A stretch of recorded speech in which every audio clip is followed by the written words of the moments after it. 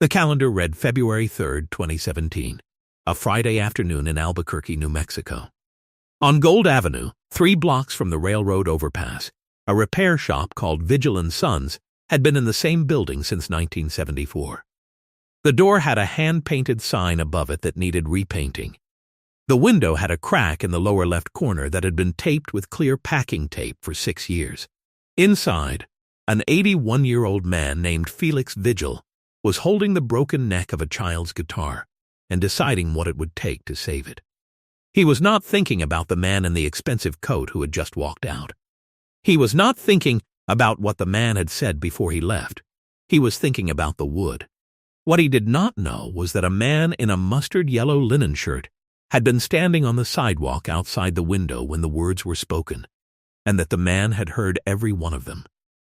The air in Albuquerque in February has an edge to it that surprises visitors, dry and bright in the afternoon, cold as stone by evening. The mountains holding snow on their upper faces while the city below sits in thin winter sunlight. Carlos Santana had arrived the night before for a benefit show at Kiva Auditorium. His hotel was 4 blocks east. He had woken at 5:15, wound his watch, and been out the door before the kitchen had opened. Hat pulled low, mustard yellow shirt. Turquoise ring on his left hand catching what little light the morning had to offer. He walked without a destination. This was something he had learned to do in his 40s, to let a city show him what it had. Rather than spending his free time inside rooms, he could be inside anywhere. He walked south along the river path, then cut east toward the old downtown. The city was quiet. A bakery was open on 3rd. A woman was watering a cactus on her front step in a coat and slippers. He turned onto Gold Avenue. He was passing a narrow storefront when the sound reached him through the glass. A low, careful scraping. The sound of someone working wood with a fine tool. He stopped. Through the window, pegboards hung with instrument parts, workbenches lit by gooseneck lamps, and at the far bench, an old man in a canvas apron with a broken guitar neck laid flat in front of him, and a straight-edge ruler measuring something that appeared, from the street, to matter a great deal. Carlos had his hand on the door handle when a second man came out and nearly walked into him. The second man was in his early 40s, overcoat, good shoes. The look of someone who had once been very busy and now believed that made him important. He did not apologize for the near collision. He glanced at Carlos the way people glance at parked cars and moved past him. Then, from 3 feet away, he took out his phone and made a call. Carlos held the door. He listened. "It's nothing. It's a waste of time," the man was saying, voice carrying in the cold air without any effort to contain it. "Old man in there wants to charge me $200 to fix my kid's guitar." I told him forget it. A pause. "A broken guitar is just scrap wood," I said.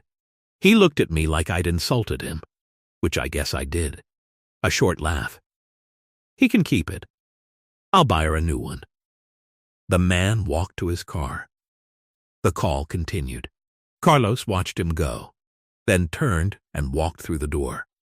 The shop smelled of hide glue and sawdust, and the particular mineral sharpness of bone nut material being filed. The walls had no wasted space.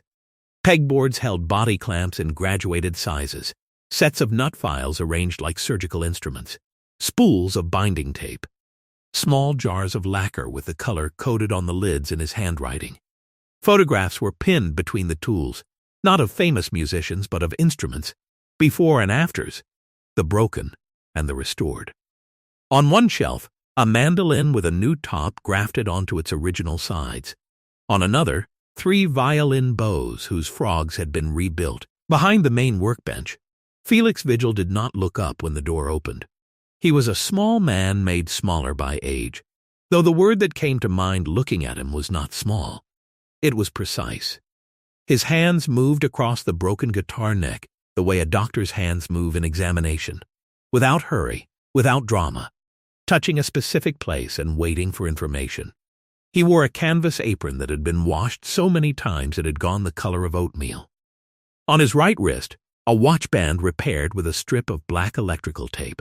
His eyeglasses were bifocals held together at the left hinge, with a twist of thin wire he had wound himself.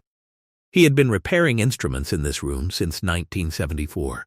Before that, he had learned in his father's room in the same building. His father, Aurelio Vigil, who had come from Mora with $30 and a knowledge of woodworking that had been in the family since his grandfather made furniture by hand in the mountain villages above Las Vegas. Felix had not intended to inherit the trade. He had intended to be a civil engineer. He had taken 2 semesters of coursework at UNMEP before his father's eyes went bad and there was no one else. He had never left. 43 years in one room. He had repaired instruments that passed through the hands of musicians whose names appeared on records, though he did not know that when he repaired them, and only discovered it later. He had repaired instruments that were brought in by people who could not afford to pay him, and whom he charged anyway, less than he should have. Because the alternative, an instrument unplayed, put in a closet, given up on, was something he could not accept. The guitar on his bench now was a 3/4 size acoustic, a child's instrument. The kind sold at music stores for $120. The headstock had snapped cleanly at the nut. A fall, probably, or a child's excitement in a doorway. The break was clean. Felix had set the neck in a padded vise and was examining the grain under his magnifying lamp. A clean break in spruce, re-glued properly, was often stronger than the original joint. He knew this. He had known it for 40 years. The man who had just left did not know it, and would not have believed it if told. The girl who owned this guitar was 7 years old. She had been taking lessons from a woman on Lomas Boulevard for 4 months. Her name was Isabel. Felix knew this because her father had told him when he brought it in 3 days ago. The father whose car was now turning the corner onto 4th. The father who had just told a man on the phone that a broken guitar was scrap wood. Felix had not let it show. He had straightened his back and kept his voice even. He had thanked the man for bringing it in. He had waited for the door to close before he set the guitar back on his bench. He would fix it anyway. He would write the father a letter and tell him it was ready. If the father did not come, Felix would put it on a shelf with 3 other instruments whose owners had not returned, and whose families he would try to locate before the year was out. Carlos stood at the front of the shop and looked at the walls. He did not announce himself. He had long ago stopped feeling the need to fill a silence simply because it was there. After a moment, Felix looked up. He did not recognize the man in the hat. He saw silver bracelets, a turquoise ring, a face that had lived in it for a long time. He saw someone who had come in from the cold with no apparent urgency, which was either someone who was lost or someone who belonged. "Help you with something?" Felix said. "I was passing by," Carlos said. He looked at the guitar on the bench. "May I?" Felix looked at him for a moment. Then he lifted the neck from the vise and held it across the bench. Carlos came forward and took it in both hands. He turned it, looked at the break surface, the clean line of spruce grain, ran his thumbnail along the grain at the edge of the fracture, tilted it under the gooseneck lamp. "How long?" he said. 2 hours, Felix said. "With the right clamps in a warm room, the glue sets in 2 hours. Then you let it cure overnight, and it's stronger than it was." Carlos turned the neck over. Under the headstock, just above where it had broken, someone had drawn on the wood in pencil. He held it closer to the lamp. 3 letters, Isa, and a small flower, 5-petaled, drawn with the careful seriousness of a 7-year-old. He held the neck for a long moment. "Her name," Felix said. He had seen this before, the moment a visitor understood what was actually on the bench. "Yes," Carlos said. He set the neck down gently. "Have you ever had something you thought was broken that turned out to be exactly the thing that needed mending? Tell me about it in the comments." I read every one. "The man who left," Carlos said. He did not say it as an accusation. He said it the way you say a fact about weather. Felix adjusted his glasses. "He'll come back," he said. "Or he won't. And if he won't, then I'll find the girl." Felix picked up the neck and returned it to the vise. adjusting the clamp pressure the way a man adjusts something he has adjusted 10,000 times, with minimal motion and total attention. I don't leave them on the shelf forever. I make phone calls. I put things in letters. Eventually, the instrument finds its way back to whoever needs it. Have you always done that? My father did it, Felix said. He said a guitar in a closet is like a word you never said. Eventually, it disappears. He reached for the hide glue, warming in its small pot on a low heat. I never believed in letting things disappear that didn't have to. Carlos looked at the photograph wall. He moved slowly along it, the before and afters, the mandolin with its new top, the 3 rebuilt violin bows. In the corner, a photograph he almost missed. A young man, perhaps 35, standing in this same room, holding a guitar that had been entirely rebuilt. New top, new back, original sides and neck, the kind of restoration that took weeks. The young man's face was the face of someone who had just been given something back that he thought was gone. Who was that? Carlos said. Felix glanced at the photograph. Vet from Fort Bliss. Brought in a guitar his father gave him before he deployed. He dropped it down a concrete stairwell. He picked up a small brush and began applying glue to the break surface with the care of someone who has learned that the margin between enough and too much cannot be recovered from. His father passed while he was overseas. Guitar was all he had of him. The top was in 4 pieces. The back was cracked down the center. How long did it take? 6 weeks. I sourced the same Engelmann spruce from a mill in Oregon. Felix fitted the break surfaces together and reached for a clamp. He sat in that chair the day I finished it and didn't speak for about 10 minutes. Carlos looked at the chair. A wooden chair, nothing special, set at the end of the bench. He sat down in it. Felix fitted the first clamp. His hands moved without looking at them. Muscle memory of 4 decades doing the work. He fitted the second clamp and the third, checking the alignment between each one, the neck absolutely straight in the vise, the joint invisible. He was reaching for the 4th clamp when he looked up.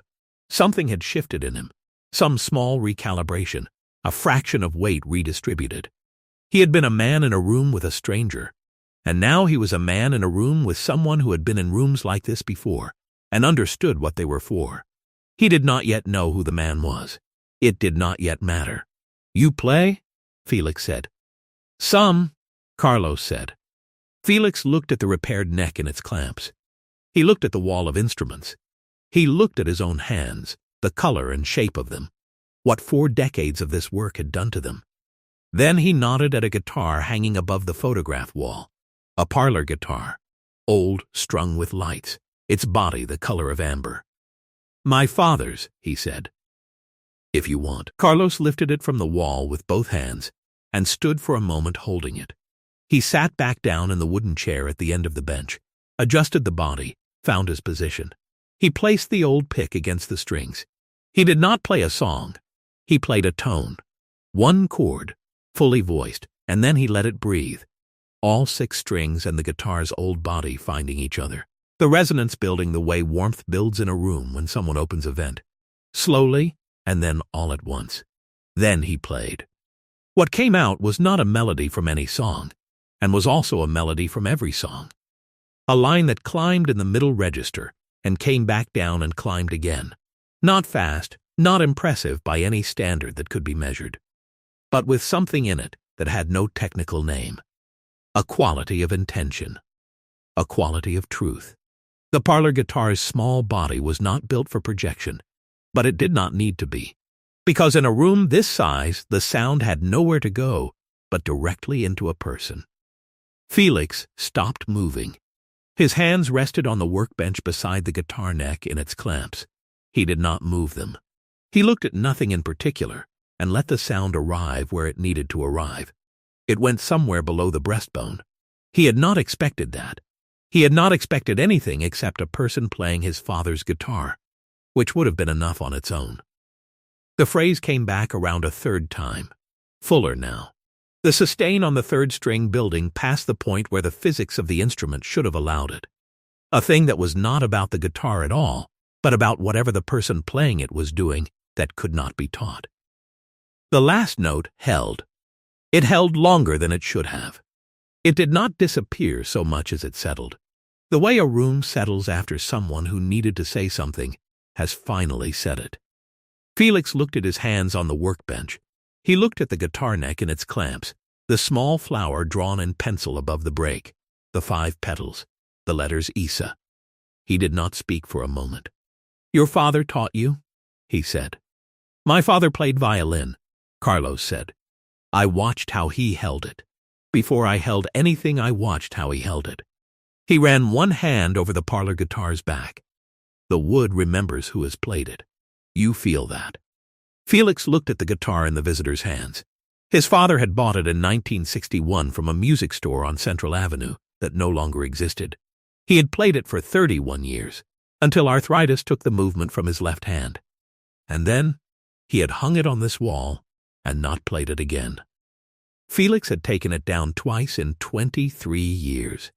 Now it was in the hands of a man he had met 20 minutes ago, and something in that felt not wrong, but exactly right in the way that exact rightness sometimes felt alarming. He looked at the man's face. He looked at the hat. He looked at the turquoise ring. Something was assembling itself. He did not move toward it yet. Carlos returned the guitar to its hook above the photograph wall. He stood looking at it for a moment. Then he reached into his shirt pocket and brought out the old pick, edges worn smooth and slightly rounded, the color of old ivory. He turned it over in his fingers. "Jimi Hendrix gave this to me at Woodstock," he said. "August of 1969. He told me the instrument is never the thing is what the person brings to it." He set the pick on the corner of Felix's workbench, beside the small jars of lacquer. "I have another at the hotel." Felix looked at the pick. He looked at the man. He started. "Tell the girl her guitar will be better than it was," Carlos said. He tilted the hat. "That's the truth, and she should know it." He walked to the door. He put his hand on it. "The man who left," Felix said. What he said. Carlos turned. "He was wrong," Felix said. "It was not a question." "A thing that's broken," Carlos said, "and someone who knows how to listen to it, that's not scrap wood." He looked at the bench, the clamps, the warming glue pot, the straight-edge ruler, the magnifying lamp with its cold white light.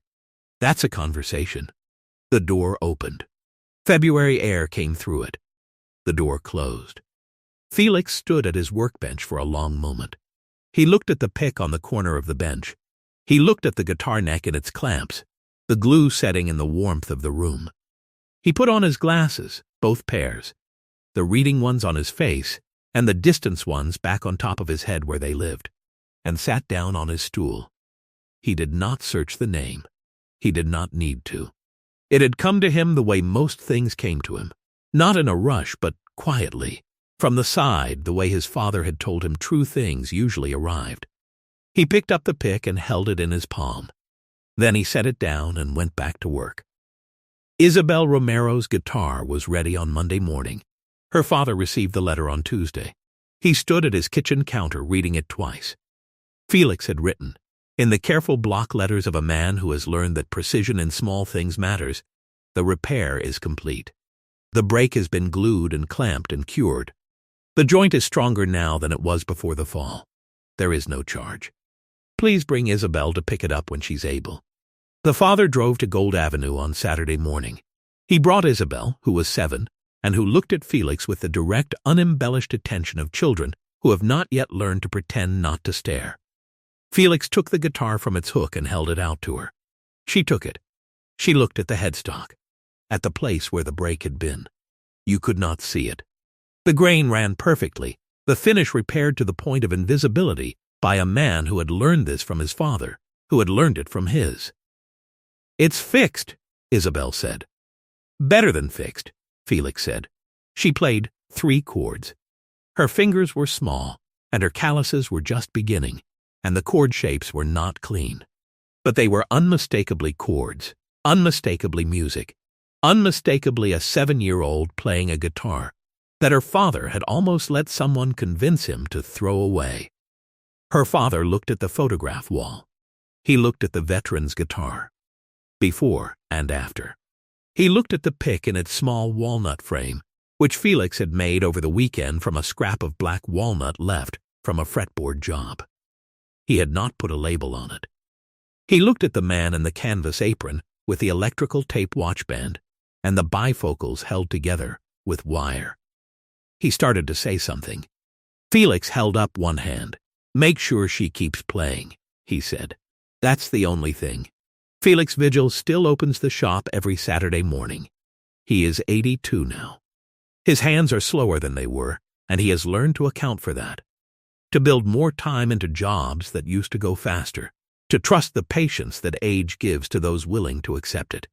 He hung the pick on the wall behind the bench, in the frame he made from the walnut scrap. Visitors ask about it sometimes. He tells the story the way his father told stories, without hurry, without embellishment, with the particular confidence of someone who knows that the truth of a thing does not require decoration. Isabel Romero is 11 now.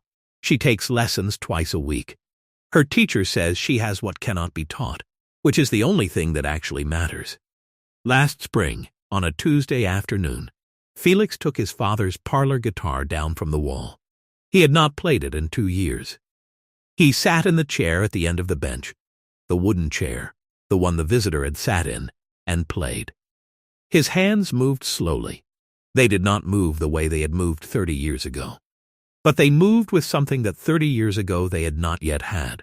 The knowledge that the music was not about the speed, had never been about the speed, had always been about what you brought to it, and were willing to let it bring back out of you.